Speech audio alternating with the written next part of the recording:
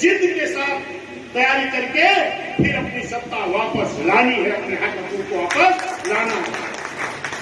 आज जिन लोगों ने हमको गुमराह किया है, शायद इस बात को अगर हम समझ गए होते, हमारे लोग गांव स्तर तक उस बात को पहुंचा पाए होते, तो हमारा रिजल्ट कुछ और होता। जैसे अभी 22 में एक साजिश हुई कि पुरानी पेंशन बहाल करेंगे। तमाम हमारे जिम्मेदार साथियों ने, अगर पुरानी पेंशन बहाल होती तो खाली SC, ST, OBC की नहीं होती, सबकी बहाल होती। लेकिन और लोग तो अपने दलों में काम करते रहे, लेकिन तमाम हमारे SC, ST, OBC के लोग इतनी तेज मेहनत किए, याद है सरकार बना के पुरानी पेंशन हमको बहाल करा के दी, छोड़ दिए थे दल को। ये आज नई बात नहीं है। इस तरह के 22 में षड्यंत्र हुआ, फिर 24 में हुआ, फिर ऐसा नहीं कि आगे ये षड्यंत्र नहीं हो सकता है। 27 में भी नया फार्मूला ला करके नया षड्यंत्र भी आपके सामने ला सकते हैं। इसलिए सभी से हम लोगों की तैयारी करनी है, इतना अच्छा मोटिवेशन करना अपने लोगों में, बूथ स्तर तक, गांव स्तर तक, कि फिर हम इनके साजिश के शिकार ना हो। ऐसे लोग संविधान बचाने की बात कर रहे हैं, ऐसे लोग आज बाबा साहब की बात कर रहे हैं।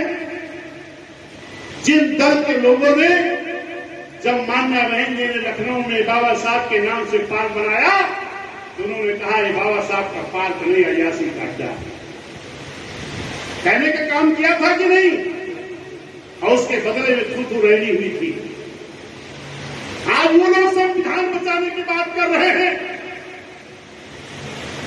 जो संविधान खत्म करने की साजिश की है। एक चीज आप अपने मन में ठान लो, हमारे बाबा साहब डॉक्टर भीमराव अम्बेडकर साहब ने, उनको ये मालूम था कि हमारे बनाए हुए संविधान को कभी भी ये लोग बदल सकते हैं, क्योंकि बाबा साहब ने उसी वक्त यह आशंका जाहिर की थी कि मैंने इस देश का संविधान तो बहुत अच्छा बनाया है, लेकिन अगर इस संविधान को लागू करने वालों की नीयत साफ नहीं रही तो अच्छा से अच्छा संविधान भी अच्छा काम नहीं कर पाएगा। ये बाबा साहब ने कहा था कि नहीं कहा? तो बाबा साहब के क्या मन में नहीं था कि अगर लोग मेरे संविधान को मानसिकता साफ करके लागू नहीं कर सकते हैं, ये लोग संविधान बदल नहीं सकते। जिन लोगों ने हुकूमत किया, अगर वो अपनी मानसिकता को साफ करके लागू नहीं कर पाए, तो अगर उनके बस की बात होती तो आज नहीं, बहुत पहले संविधान को बदल दिया। लेकिन बाबा साहब ने इतना मजबूती से उस संविधान को बनाया है, उस संविधान को बदला नहीं जा सकता, उस संविधान को बदला नहीं जा सकता। उसकी आर्टिकल को संशोधन करके हमें नुकसान पहुंचाया जा सकता है। SC, ST, OBC माइनॉरिटी को उसकी आर्टिकल को बदलकर नुकसान पहुंचाया जा सकता है और किसी को फायदा पहुंचाया जा सकता है। ये हुआ है। अगर ये हुआ है तो संविधान भी बहुत पहले बदल दिया गया होता, लेकिन वो किसी की बस की बात नहीं है। और जहां जो उनके बस में था तो उस चीज को लोगों ने खूब किया है। इस देश में SC, ST, OBC की तमाम नौजवान हमारे बेरोजगार घूम रहे हैं, लेकिन अगर उन नौजवानों के लिए बाबा साहब की दी हुई आरक्षण की नौकरी की जगह निकलती थी, प्रक्रिया तो पूरी की जाती थी, लेकिन कहा जाता था, जब अधिकारियों को मालूम हो जाता था कि ये आरक्षण की नौकरी है बाबा साहब की दी हुई, SC, ST, OBC की, रेगुलेटर बनाते थे कि इस पद के उपयोग कैंडिडेट न मिलने के नाते ये भर्ती निरस्त कर करके आज इस देश में करोड़ों नौकरी, लाखों नहीं करोड़ों नौकरी SC, ST, OBC की हमारी खाली पड़ी है, लेकिन कोई भी दल इसको भरने का काम नहीं करता। उसी का नाम बहन जी ने दिया था बैकलॉग भर्ती। और जो बैकलॉग भर्ती बहन जी भर रही थी, तो क्या वो संविधान के तहत नहीं था क्या? बोलिए, बिना संविधान के भर्ती बहन जी कर रही थी क्या? अगर वो संविधान के तहत था और समाजवादी पार्टी ने अगर बैकलॉग की भर्ती रोक लगाई, तो संविधान की धज्जी नहीं उड़ाई क्या? संविधान नहीं बदला क्या?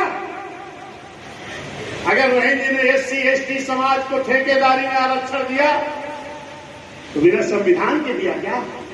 आज लोग क्या कह रहे हैं? हम आरक्षण की लड़ाई लड़ेंगे। आज लोग क्या कह रहे हैं? हम संविधान बचाने की बात करेंगे। अरे जब आपके हाथ में पावर थी, तो आपने आरक्षण छीनने का काम किया।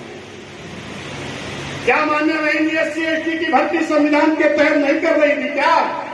अगर कर रही थी और आपने रोक लगाया, तो संविधान की धज्जी नहीं उड़ाया। अधिकारियों को बहन ने प्रमोट किया था, तो क्या संविधान के तहत नहीं किया था क्या? अगर आपने डिमोशन किया, तो संविधान की धज्जियों को नहीं उड़ाया। अगर भरी पार्लियामेंट के अंदर प्रमोशन के आरक्षण का बिल आया और आपने संविधान की धज्जियों को उड़ाते हुए उसको फड़वाने का काम किया, तो क्या संविधान की धज्जियां नहीं उड़ाया? अगर वही ने इस प्रदेश के विकास के लिए तमाम छोटे छोटे बड़े बड़े जिलों का छोटा छोटा जिला बना के विकास करने का काम किया, और उन जिलों का नाम किसके नाम रखा? बहुजन महापुरुषों के नाम। तो क्या उन नामों को बदल करके आपने संविधान की धज्जियां नहीं उड़ाई? क्या हमारे महापुरुषों का अपमान नहीं किया? और आज संविधान लेके ढो रहे हो। अगर आपको इतना विश्वास होता संविधान पर, तो अलग से घोषणा पत्र नहीं जारी करते आप, अलग से मैनिफेस्टो नहीं जारी करते आप। बहुजन समाज पार्टी अकेली पार्टी इस देश में है जो पूर्ण रूप से बाबा साहब के संविधान पर विश्वास करती है और पूर्ण रूप से संविधान को लागू भी कराना चाहती है। क्योंकि बीएसपी का कभी भी किसी चुनाव में घोषणा पत्र नहीं आता है क्या? जोर से बोलो, नहीं। कभी मैनिफेस्टो अलग से नहीं बनाया जाता। क्यों? क्योंकि ये धोखा है। हम बहुजन समाज के लोग तो कहते हैं कि जिस दिन हम इस देश की हुकूमत में आएंगे, उस दिन बाबा साहब के संविधान को ईमानदारी से लागू करा देंगे। यही तो बाबा साहब ने कहा था कि मेरे संविधान को अगर इस देश की हुकूमत करने वाले लोग ईमानदारी से लागू करा देंगे, उसी दिन इस देश का संपूर्ण विकास हो जाएगा। अगर आप थे संविधान को मानने वाले, देश समाजवादी के लोग, कांग्रेस के लोग, तो अलग से मैनिफेस्टो आपको नहीं जारी करना था। आप तो वही